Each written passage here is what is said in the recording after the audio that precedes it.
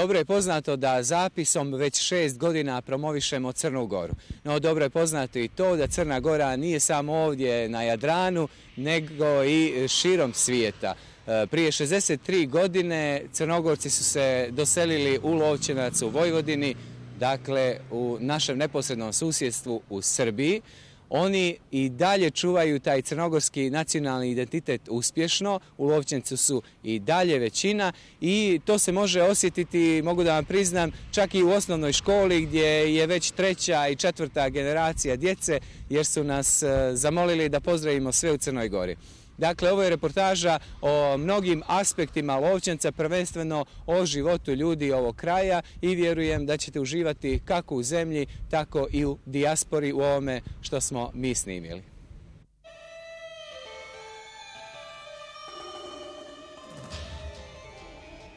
Prvi put se današnji Lovćenac spominje 1476. godine kada je bio u sastavu Bačko-Bodroške županije i bio mu je naziv Segethez Fekete Ećhaz. U Karlovačkoj županiji zvao se Sekić i nekada su ga naseljavali njemački kolonisti koji su uglavnom odselili u toku Drugog svjetskog rata zbog straha od moguće represije. Prvo doseljavanje Crnogoraca bilo je 15. oktobra 1945. a do Vojvodine su putovali čak 10 dana.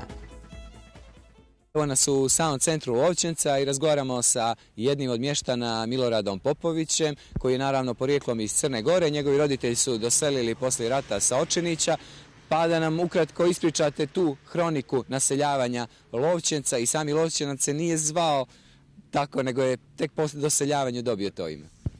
Upravo se nalazimo ispred spomenika palim borcima i žrtava fašističkog terora 1941. do 1945. godine, koji su Lovćenčani podigli u znak pijeteta prema palim borcima, da bi i na taj način sačuvali trajnu uspomenu na njihovo herojsko djelo.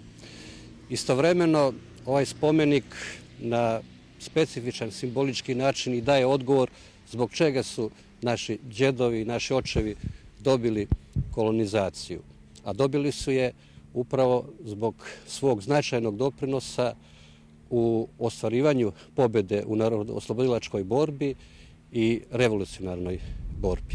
Znači, to je bio jedan vid priznanja i zahvalnosti našim roditeljima, našim djedovima, našim očevima za taj doprinos. Šta reći, kakva su im osjećanja bila u tom periodu kada su dolazili iz Crne Gore u Lovćenac?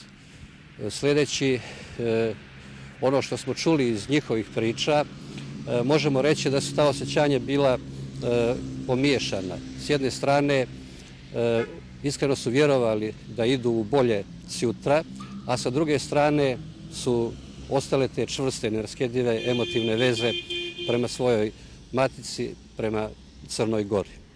Ovdje su dobili naravno svoju parcelu, svoju kuću, je li tako? Kuću jeste i onaj najneophodniji alat za obradu te zemlje.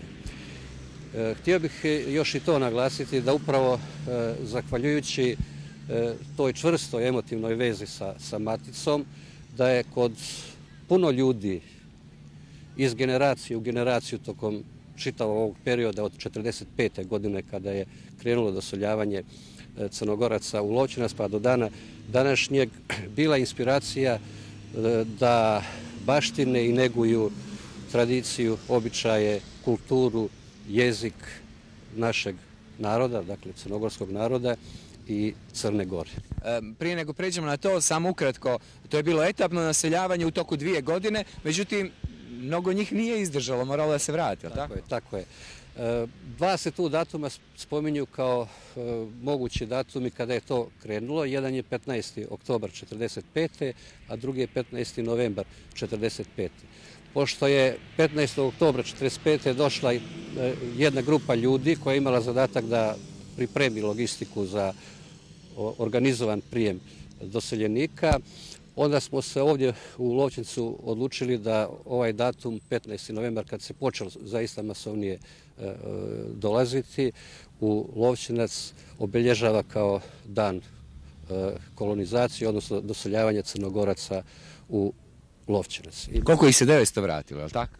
Pa prvo da kažem da ih je, pošto si sam rekao, da je doseljavanje trajalo i tokom 1946. godine, da je tu negdje nešto malo manje od 6.000 ljudi bilo došlo, s tim što se negdje oko 170 porodica ili oko 900 ljudi vratilo u Crnu Goru iz razloga što se nisu mogli aklimatizovati na nov način života i rada. I živjelo se uglavnom od poljoprivrede, je li tako? U stvari pretežno od poljoprivrede. Ljudi su dobili, pa ne znam, prema pričama, otprilike nekih 7 jutara u prosjeku zemlje po porodici.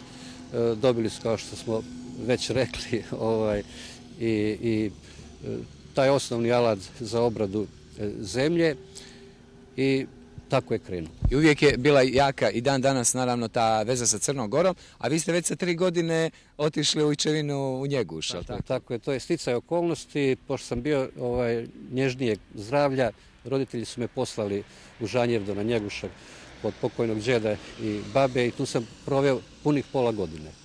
Ono što je zanimljivo je, kao što ste rekli, ta bogata, kulturna, prosvjetna, sportska aktivnost i razmjena sa maticom. Pa kako je to izgledalo? Pa mi smo, koristeći ove postojeće kulturne institucije i sportske klubove, organizovali tu saradnju oba smjera sa maticom i zahvaljujući tome generacije naše djece imalo prilike da upozna Crnu Goru, da upozna Kolašin, da upozna Berane, da upozna Podgoricu, Cetinje sa svim kulturnim istorijskim spomenicima, Lovćen, Biogradsko jezero i obrnuto te posjete su nam uzvraćane od strane sličnih institucija, organizacija iz Crne Gore. I to traje sa manje ili više intenzitetom, da kažem u kontinuitetu.